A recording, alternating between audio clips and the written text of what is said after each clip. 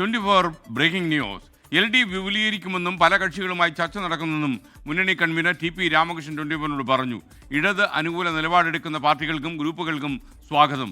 തദ്ദേശ തെരഞ്ഞെടുപ്പ് പരാജയം LDFന് ക്ഷീണമൊന്നും ഉണ്ടാക്കിയിട്ടില്ല. ജനങ്ങളോട് ചോദിച്ച് തിരുത്താൻ തയ്യാറാണെന്നും TP രാമകൃഷ്ണൻ പറഞ്ഞു. കോഴിക്കോട് നിന്ന് ദീപക് തർമ്മടത്തിന്റെ റിപ്പോർട്ട്. ഇടതുമുന്നണി കൺവീനർ TP രാമകൃഷ്ണൻ നമ്മളോടൊപ്പം ചേരുകയാണ്. സ്വാഗതം TP.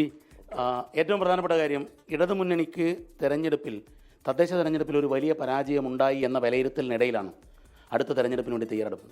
നിയമസഭാ തെരഞ്ഞെടുപ്പിലുള്ള പ്രതീക്ഷ എങ്ങനെയാണ്? എത്രമാത്രം ആസൂത്രണത്തിലേക്ക് കടന്നു? തദ്ദേശ സ്വയംഭരണ സ്ഥാപനങ്ങളിലേക്കുള്ള തെരഞ്ഞെടുപ്പിൽ ഇടതുപക്ഷ ജനാധിപത്യ മുന്നണി നല്ല യോജിപ്പോടുകൂടി പ്രവർത്തിച്ചിട്ടുണ്ട്. പക്ഷേ മുന്നണി പ്രതീക്ഷിച്ച വിജയം തദ്ദേശ സ്വയംഭരണ സ്ഥാപനങ്ങളിൽ ഉണ്ടായില്ല. അപ്പം അത് എന്തുകൊണ്ടാണ് അങ്ങനെ വന്നത് എന്നുള്ളത് ഞങ്ങൾ വിശദമായി പരിശോധിച്ച് വരികയാണ്. ഞങ്ങൾ ഈ കാര്യത്തിലെടുക്കുന്ന ഒരു പൊതു നിലപാട് ജനങ്ങളെ വിശ്വാസത്തിലെടുത്തുകൊണ്ടാണ്. എന്താണ് ജനങ്ങൾക്ക് ഇടതുപക്ഷ ജനാധിപത്യ മുന്നണിയെക്കുറിച്ചുള്ള അഭിപ്രായം, അതിൻ്റെ നേതൃത്വത്തെക്കുറിച്ചും എടുത്തു വരുന്ന നിലപാടുകളെക്കുറിച്ചും എന്താണ് അഭിപ്രായം? ജനങ്ങളുടെ അഭിപ്രായങ്ങൾ മാനിച്ചുകൊണ്ട് ഞങ്ങൾ ഏതെങ്കിലും തരത്തിലുള്ള തിരുത്തലിന് വിധേയമാകണമെന്നുണ്ടെങ്കിൽ അത്തരം തിരുത്തലിന് വിധേയമായി ജനങ്ങളുടെ വിശ്വാസത്തിനനുസരിച്ച് പ്രവർത്തിക്കും. അങ്ങനെ ഒരു സമീപനമാണ് ഇടതുപക്ഷ ജനാധിപത്യ മുന്നണി പൊതുവെ ഈ കാര്യത്തിൽ സ്വീകരിച്ചുകൊണ്ടിരിക്കുന്നത്. ഈ നിയമസഭാ തെരഞ്ഞെടുപ്പിന് മുന്നണി സജ്ജമായോ എന്നുള്ളതാണ് ഒരു പ്രധാനപ്പെട്ട പ്രശ്നം. കാരണം ഒരു പരാജയത്തിൻ്റെ ക്ഷീണം ബാധിച്ചിട്ടുണ്ടോ LDF? ഇല്ല, പരാജയത്തിൻ്റെ ക്ഷീണം ഒരിക്കലുമില്ല. പരാജയത്തിൻ്റെ കാരണം പരിശോധിക്കരുതിൻ്റെ അതിൻ്റെ ഏറ്റവും പ്രധാനപ്പെട്ട ഒരു ഘടകമാണല്ലോ. അത് ഞങ്ങൾ പരിശോധിച്ച് വരുന്നുണ്ട്. 9-ാം തീയതി ഇടതുപക്ഷ ജനാധിപത്യ മുന്നണിയുടെ സംസ്ഥാന സമിതി യോഗം ചേരുകയാണ്.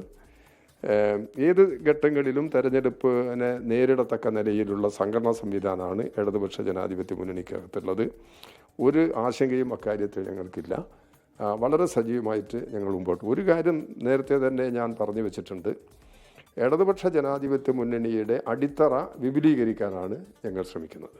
അതിന് പാർട്ടികൾ, ഇടതുപക്ഷ ജനാധിപത്യ മുന്നണിയുടെ നയപരിപാടികൾ അംഗീകരിക്കാൻ തയ്യാറാക്കുന്ന പാർട്ടികൾ, ഗ്രൂപ്പുകൾ, വ്യക്തികൾ, ഇവരെയെല്ലാം ഇടതുപക്ഷ ജനാധിപത്യങ്ങളുടെ ഭാഗമാക്കി മാറ്റി ഇടതുപക്ഷ ജനാധിപത്യ മുന്നണിയുടെ അടിത്തറ വിപുലപ്പെടുത്താൻ തന്നെയാണ് ഞങ്ങൾ ശ്രമിക്കുന്നത്. ഇതെല്ലാം വളരെ തുറന്ന മനസ്സോടുകൂടി ഇത്തരം പ്രശ്നങ്ങളെ സമീപിച്ച് കൂടുതൽ ശക്തിപ്പെടുത്താൻ തന്നെയാണ് ഞങ്ങൾ ശ്രമിക്കുന്നത്. പുതുതായി ഏതെങ്കിലും ഗ്രൂപ്പുകൾ വരാനുള്ള സാധ്യത കാണുന്നുണ്ടോ?